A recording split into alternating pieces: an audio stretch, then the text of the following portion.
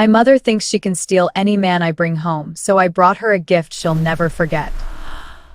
I am Chloe, 24 years old, and for the past 6 years, I have endured this recurring nightmare. Each man I have introduced to my family has received my mother's signature treatment: the extended embraces, the unsuitable remarks about their looks, and her sudden need to wear her most figure-hugging outfits whenever they visit. 3 months ago, I finally resolved to take action. I was exhausted from watching promising connections disintegrate because my mother could not accept that someone might genuinely choose me over her. So, I devised a strategy that was either brilliant or utterly deranged. I would present her with a fabricated boyfriend. This entire scheme was born from my last breakup with Liam. He was a kind and sincere elementary school teacher near my apartment. After dating for 4 months, I gathered the nerve to invite him for a Sunday meal. My mother, Alina, is 52 and remains strikingly attractive. A former model in her youth, she never allows anyone to forget it. Even now, her daily routine involves 3 hours on hair and makeup, 5 weekly sessions with a personal trainer, and a wardrobe more costly than most people's housing. The instant Liam entered, I saw the appraising look in her eyes. "Goodness, Chloe, you failed to mention how handsome he is," she said, drawing him into an uncomfortably prolonged hug. "Now I understand your fascination." Throughout dinner, she bombarded him with inquiries about his career, interests, and family, standard conversational fare, yet delivered with excessive physical contact and laughter at every remark as if it were comedy gold. "Chloe rarely brings anyone home," she told him while I was in the kitchen retrieving dessert. I was beginning to fear she'd never meet someone suitable. When I returned with pie, Liam appeared uneasy, and my mother was practically radiant. Later, she intercepted me in the hallway. "He seems pleasant, sweetheart," she began in that tone, signaling a forthcoming slight. "Perhaps a bit plain for you, though. An elementary school teacher, you could likely aim higher." This was her established pattern. First, she would flirt to gauge their response to her advances. Then, she would sow seeds of uncertainty in my mind about their adequacy. Concurrently, she would initiate direct contact, devising reasons to invite them over in my absence. This tactic had succeeded with my previous 3 boyfriends. Each became bewildered and overwhelmed by the strange dynamic and eventually withdrew. But Liam was different. He actually communicated what was occurring. "Your mother has been messaging me," he revealed 2 weeks after the dinner. We were in his living room and he looked genuinely disturbed. "What sort of messages?" He handed me his phone. I saw texts from Alina inquiring about his weekend, recommending yoga classes, and proposing coffee to discuss Chloe's well-being. "She claims she wants to ensure I treat you properly," Liam said, "but some feel odd." Scrolling through them, my heart sank. Her approach was subtle, yet her intent was clear, establishing a private line of communication, casting herself as the devoted mother focused on my happiness. "I don't wish to create family strife," Liam continued, "but this seems improper." "It is improper," I agreed, "and I am truly sorry. This is precisely why I usually avoid introductions." "Has this occurred before?" "Every single time." Liam was silent for a long moment. "Chloe, that isn't normal. You realize that, correct?" I did know. I had known for years. But recognizing a problem and possessing the means to solve it are entirely separate matters. 3 days later, Liam ended our relationship. "I genuinely care for you," he said, "but I cannot manage your mother. The persistent messages, her gaze, her comments about us, it's overwhelming." I wept for hours after he departed, not merely over losing another good man, but from the realization that I might spend my life alone unless I addressed my mother's behavior. That is when I conceived the fictitious boyfriend plan. I required someone who could withstand my mother's manipulative strategies, someone neither flattered nor intimidated by her attention, someone who could reflect her own conduct without emotional entanglement. Obstacle was that I knew no such person. Then I recalled Adrian Shaw. We had been friends in university before losing contact after graduation. He was studying theater then, aspiring to be an actor, and was exceptionally handsome, tall with dark hair, green eyes, and a disarming smile. Adrian was also gay, though not openly so during our college years. We remained connected on social media, where I saw his posts about coming out to his family and moving in with his partner Michael. Crucially, Adrian adored drama and had zero tolerance for manipulative individuals. I sent him a message detailing my situation. Oh, my astonishment, he was instantly intrigued. "Darling, this sounds like the most amusement I've had in months," he replied. "Michael will adore this saga. When do we commence?" We met for coffee the following weekend to formulate our approach. Adrian was even more striking than in university and carried a self-assured energy I knew would unnerve my mother. "So, what is our objective?" he asked. "Are we aiming to deter her, or are we in full retaliation mode?" "I simply want her to cease interfering with my genuine relationships," I explained. "If she fixates on you, perhaps she will stop sabotaging my actual dating life." "Understood. I need to be sufficiently charming to capture her interest, yet suitably unattainable to frustrate her." "Precisely." We constructed our backstory, reconnected through mutual friends, dating for 2 months, growing serious. Adrian would be attentive but not excessively affectionate, accomplished but not ostentatious, interested in her perspective but not seeking her endorsement. The crucial element, Adrian noted, is to make her feel she is competing with you, as though I might select her if she performs correctly. That sounds awful. It is awful, but it is precisely how her mind operates, correct? She cannot bear the thought of you possessing something she cannot.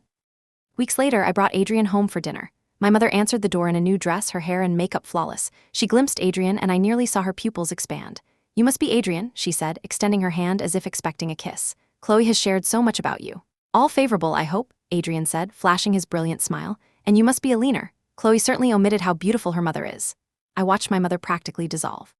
She giggled girlishly and guided us inside, immediately shifting into hostess mode. During the meal, Adrian was masterful.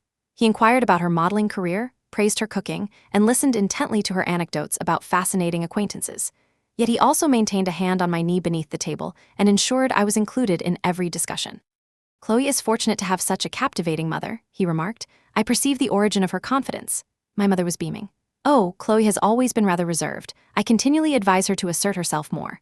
"I believe Chlloe is ideal exactly as she is," Adrian said, squeezing my hand. "But I would adore hearing more about your modeling years. That must have been a remarkable adventure."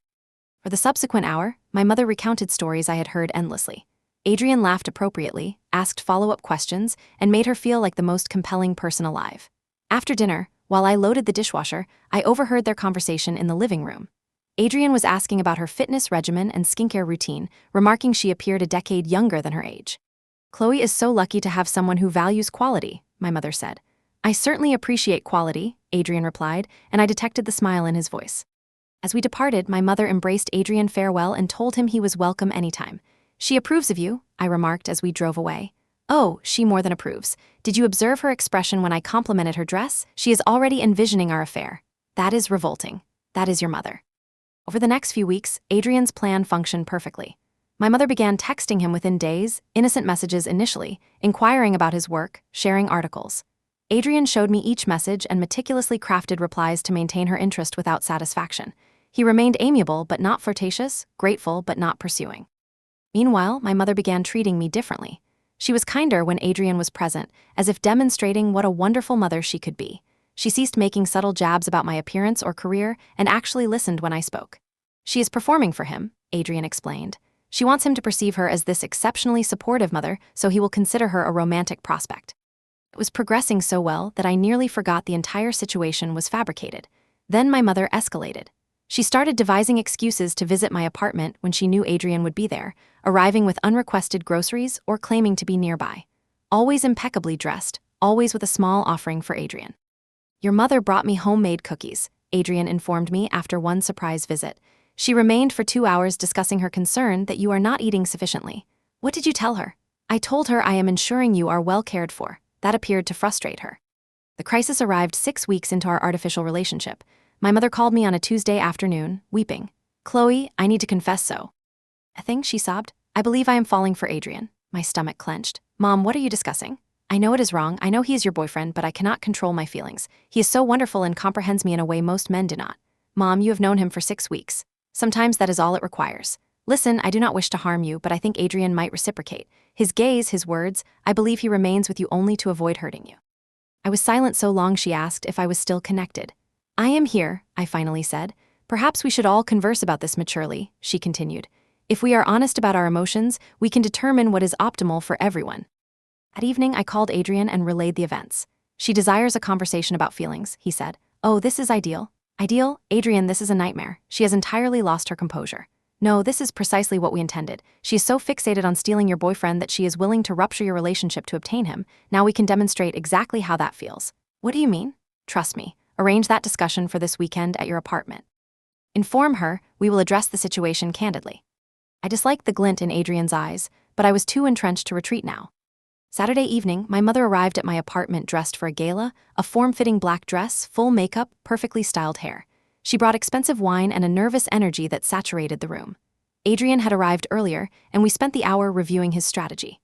I remained uncertain, but I trusted him to manage the situation. "Alina," Adrian said, rising to embrace her as she entered. "You look absolutely radiant." My mother practically purred. "Thank you, Adrian. You appear quite dashing yourself." We settled in the living room, forming an awkward triangle on the furniture. My mother glanced between Adrian and me as if deciphering the atmosphere.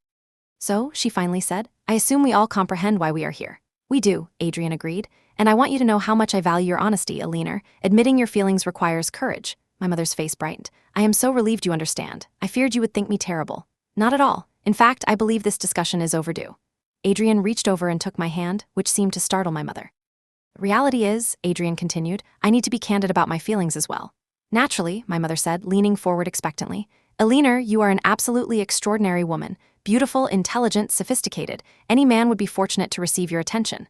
My mother was glowing, but I am completely, utterly devoted to chlloe. My mother's face fell. Moreover, Adrian added, I am gay. The silence was profound. My mother's mouth opened and closed wordlessly. I beg your pardon, she finally managed. I am gay, Alina. I have been my entire life. I have a partner named Michael, and we have been together for 3 years.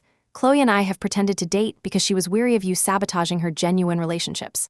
My mother looked between us, her face cycling through confusion, humiliation, and then pure fury. This is a joke. It is not a joke, Adrian said gently. Chlloe requested my assistance because she was losing every decent man to your interference. She hypothesized that if you were focused on me, you might disregard her actual dating life. You have deceived me for 2 months? You have been deceiving yourself for years, Adrian replied. Alina, do you genuinely believe it is normal to compete with your own daughter for male attention? Do you truly think it is healthy to undermine her relationships because you cannot tolerate not being the focal point? My mother stood abruptly. I do not have to endure this. No, you do not, Adrian agreed, but perhaps you should. She turned to me, and I saw authentic hurt in her eyes for the first time in years. How could you do this to me? She asked. How could I do this to you? I repeated. Mom, you have driven away every man I have dated since I was 18. You flirt with them, message them privately, make them feel guilty for choosing me over you. You have sabotaged 6 years of my romantic life. I never sabotaged anything. If those young men could not handle amiable attention from your mother, they were inadequate for you regardless.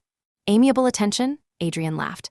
Alina, you asked to meet me for coffee 3 times. You sent me photos from your yoga class in athletic wear. You told me you believed Chlloe and I were settling for each other. My mother's face paled. I never sent such photos. Adrian produced his phone and displayed the messages. She had indeed sent several images from her yoga sessions in form-fitting attire with captions about exercise preservy. In her youth, those were not inappropriate, she protested weakly. Alina, Adrian said gently, you are a beautiful woman, but you are also old enough to be my mother. This behavior is not appealing, it is sorrowful. That is when my mother completely unraveled. She screamed about humiliation, about being made a fool, about never forgiving us. She hurled the wine bottle against the wall, called me an ungrateful daughter, and labeled Adrian a deceiver for encouraging her. I am leaving, she announced dramatically. And do not anticipate communication anytime soon, Chlloe. Perhaps when you mature and learn to respect your mother.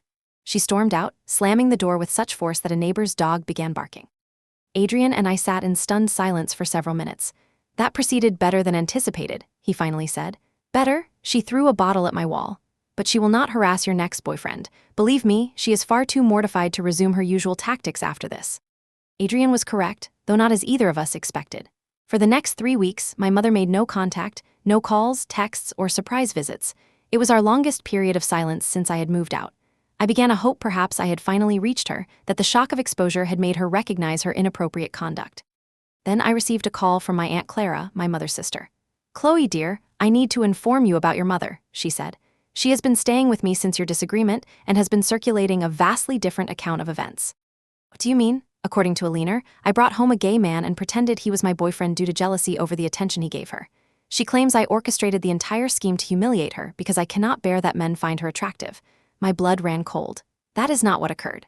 I know, dear, but she has contacted everyone in the family, all her friends, even some of your colleagues. She's portraying herself as the victim of a cruel prank perpetrated by a jealous, immature daughter. I felt ill. This was precisely her strategy when she could not control the narrative through manipulation. She would reinvent history entirely. There is more, Clara continued. She has been posting about it on social media. Nothing explicitly naming you, but anyone familiar with our family will deduce the subject. Posts about the difficulty when children turn against you, about daughters who cannot handle attractive mothers. I spent the remainder of the day fielding inquiries from relatives seeking my perspective. Some believed me, others presumed some truth in my mother's version. The most distressing aspect was observing her distortion online, cryptic messages about familial betrayal, shared articles about narcissistic children mistreating parents, and numerous supportive comments from uninformed individuals. She's executing exactly what she did to your boyfriends, Adrian pointed out when I called him in tears. She is controlling the narrative to cast herself as the victim. I cannot combat this, I said. She excels at this game. Perhaps you need not combat it. What do you mean? I mean, perhaps it is time to let her win this round. She desires to play the victim, allow her. But that means she must also accept the consequences of her claims. I did not grasp Adrian's meaning until the following day when my cousin Rebecca called. Chloe, I have been contemplating your mother's story, she said. And I must inquire, if Adrian was merely a friend assisting you, why would your mother have been flirting with him initially? What do you mean? I mean, according to her narrative, she was simply being friendly to your boyfriend, and you grew jealous and decided to humiliate her. But if Adrian is gay and you knew, why would she have any reason to feel embarrassed about being friendly? The only way her account is coherent, Rebecca continued, is if she was engaging in inappropriate behavior that rendered the revelation humiliating. Otherwise, discovering your daughter's boyfriend is gay would be amusing, not mortifying. Other relatives began posing similar questions. The more people analyzed my mother's version, the less plausible it became. Why would I execute such an elaborate plan solely to embarrass her if she had done nothing wrong? Why would she be so distraught over being deceived if her interactions with Adrian were entirely innocent? Why was she residing with Clara instead of dismissing a harmless joke? Within a week, the family narrative began shifting. People started directly asking my mother what she had said and done that made Adrian's disclosure so embarrassing. She could not explain without admitting to unsuitable conduct. Meanwhile, I began dating again. His name was Daniel, a lawyer I met through a work friend. I was completely transparent about my family situation from the outset, and to my surprise, he found the entire story more intriguing than alarming. So your mother has been sabotaging your relationships, and you enlisted a gay actor to impersonate your boyfriend to teach her a lesson? He said during our third dinner. That is either the most ingenious or the most irrational thing I have ever heard. Likely both. I admire it. It demonstrates creativity and problem-solving skills. Daniel differed from previous men I had dated, more confident, more established, less susceptible to family drama. When I introduced him to my mother 6 months later, the dynamic was entirely transformed.